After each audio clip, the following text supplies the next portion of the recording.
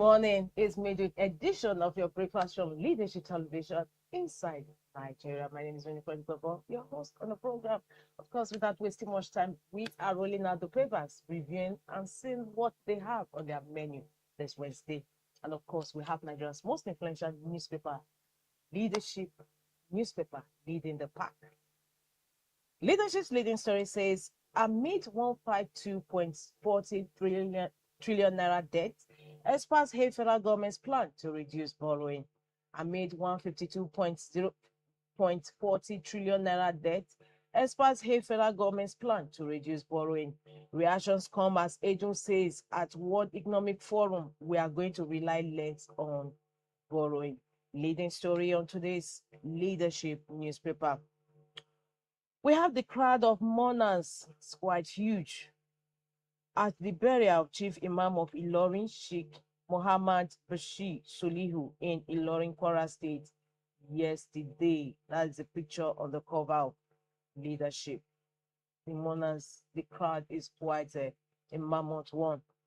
Police make U-turn, confirm abductions in Kaduna community. The story runs on page 7 of Leadership. It's also a leading story. Some of the papers we have on our lineup, and the main story in one of the papers. Police make a U-turn, confirm abductions in Kaduna community. Of course, yesterday the story was awash that about 177 Christian worshippers were abducted in Kaduna community. Now, of course, the police countered it, saying that the story was not true. However, today is still, like I said, is a developing story. The police has made a U-turn, confirming that abductions indeed took place in Kaduna community. Kaduna Peace Model Study adopted by other states, Governor Sani of Kaduna State. 6 students drowned in Benue boat accident. Man gets life sentence for sexually assaulting wife's 6-year-old niece. Man gets life sentence for sexually assaulting wife's 6-year-old niece. What a sad development. Relief for importers as haulage costs drop by 65% at Lagos ports. Ezekwesili seeks emergency shelter for displaced Makoko residents. That story is on page 18 of Leadership. And on the business boss of Leadership, former Nigerian oil minister Dezani appears in London court ahead of corruption trial. It was a story news yesterday on Leadership Television. Former Nigerian oil minister Dezani appears in London court ahead of corruption trial. Atop the basket of Leadership, Emir Sanusi calls for swift justice over murder of Kano woman, 6 children. Also a developing story. Yesterday, President Tinubu called for swift prosecution of that case because the case has been trending since the news broke of last week over the murder of Kano woman and her 6 children. Lastly, on the cover of Leadership, for pioneering inclusive finance through innovation and integrity and strengthening the foundations of Nigeria's economy, Dr. Tony Okpanachi is Banker of the Year 2025. Congratulations to Dr. Okpanachi. From the cover, we move to back the page 3 of Leadership, where we have our stand. Today's stand is on Urake Adiche. Let investigation reveal the facts. Urake Adiche, let investigation reveal the fact. Today's stand in Leadership. And let's take some excerpts. Again, the country's health sector is in the eye of the storm with allegations of negligence, unprofessionalism, and malfeasance dodging its personnel.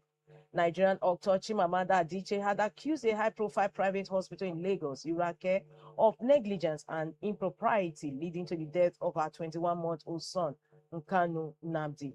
According to Adichie, her son's death was avoidable, blaming what she describes as critical failures during medical procedures that ought to have been routine. Another grieving parent, Samuel Aluzie, shared videos of his tragic experience involving his 9-month-old twin sons, Timothy and Testimony Aluzie. He said they died shortly after vaccination at a primary healthcare center in Lagos State. Just barely a week after, a mother of 5, Aishatu Umar, died in Kano following alleged surgical negligence at the Abubakar Imam Urology Center Those deaths, which have expectedly sparked public outrage with renewed calls for accountability in the nation's healthcare system, took place in the country's private and public hospitals. Taking the stand in our stand, it is essential to point out that WHO, in its expert opinion, as stated earlier, believes that tragic medical outcomes also occur in advanced healthcare systems globally, and not all medical complications of deaths are avoidable. In the meantime, we advise against a media trial, as it may negatively affect the investigation. The appropriate thing to do in cases involving complex medical issues is to focus on allowing professional investigations and reports to establish the facts. Today's stand in leadership, Yurake Adichie, let investigation reveal the fact. From the stand, we take a walk to the back page of leadership, where we have Wednesday column with Olufunke Baruwa. Today she's writing on Nigeria is happening to us all.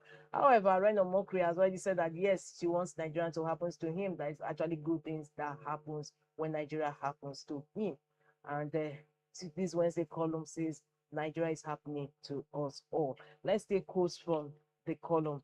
For many Nigerians, daily life is like playing Russian roulette, one emergency away from fatality. Without a systematic shift towards accountability, no one is immune to Nigerians' failures, not even the famous, the powerful, and those we admire on the international stage. And Ghana must go. Man gets life sentence for sexually assaulting wife 6-year-old news. Ghana must go says just castrate him. Of course, he deserves that. It's on that note to conclude the review of leadership this Wednesday. For more, log into the website of Leadership newspaper. We move ahead to Vanguard. Vanguard says Kaduna names of 177 abducted worshippers revealed. 177 abducted, 11 escaped. CSWN group reveals. Police situation report confirms abduction. Attack occurred 1 week after 2.6 million naira ransom was paid for release of some villagers, sources. Rice group accuses security agents of blocking access. Abduction horrific, says US lawmaker more. Another unfortunate incident, Obi. We have why we insist attack happened. Hayab, Northern Can chairman. The story continues on page 34 of Guardian newspaper.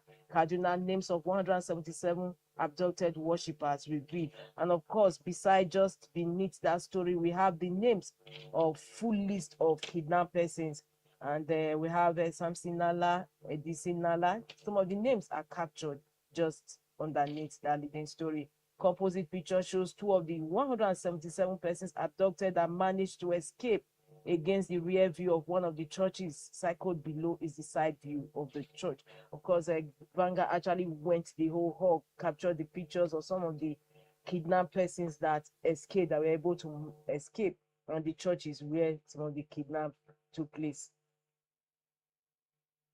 Fire raises commercial building in Ikeja Computer Village. Federal government OPS on collision costs over NSITF levy hike. We move to the masthead above it. Davos. Federal government that targets less borrowing, more investments. Wale Edun. That is the leading story on today's leadership newspaper. Nigerians spent $1.73 billion on foreign education health in 6 months. Impeachment, Assembly shuns panel peace panel in Rivers. Lastly, on the cover of Vanguard, PDP crisis, court dismisses Ayahu's case against INEC, Damagun orders. And that brings to a close review of front headline stories on Vanguard this Wednesday. For more, log into the website of Vanguard. We move ahead to the next paper on our menu for review this Wednesday, and that is the Punch newspaper. The Punch says alleged terror financing. Malami faces long detention as DSS intensifies investigation. Secret police signal tough stance, prepare court action to detain SAGF further as terror financing case unfolds.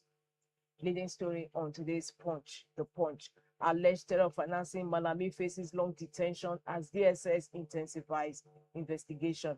Secret police signal tough stance, prepare court action to detain SAGF further as terror financing case unfolds. Kicker to that leading story.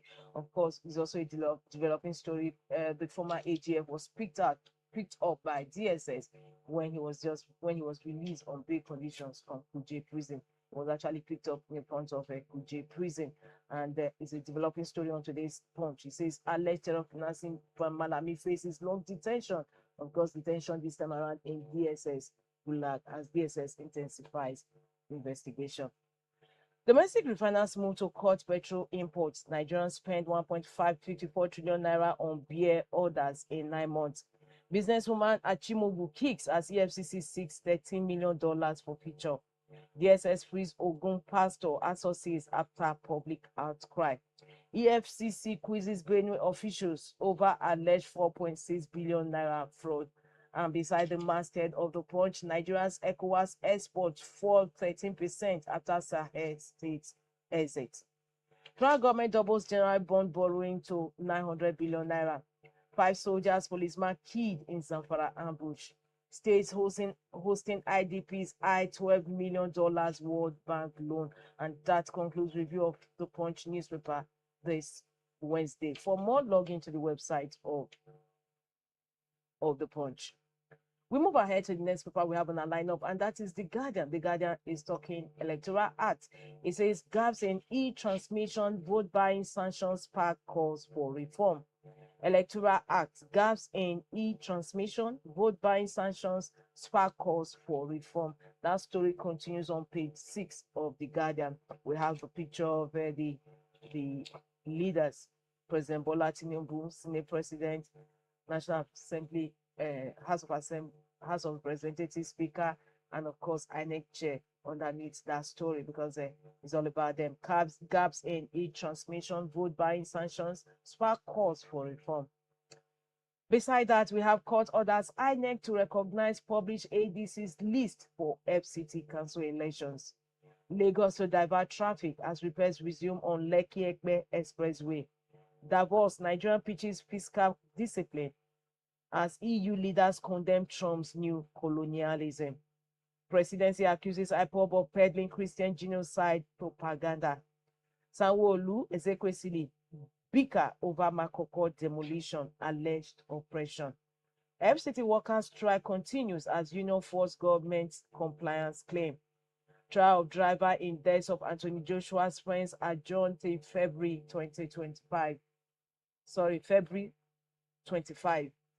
And we move towards the masthead of The Guardian. PDP chair Miss SVP Sambo says tickets open to Jonathan orders.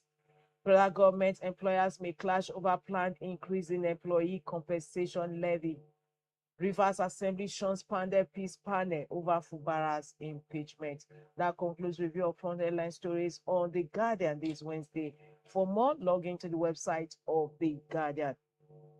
We move ahead to the last paper we have on our lineup, and that is Nigerian Tribune. Nigerian Tribune is also on politics issue as he talked about Governor Yusuf's defection.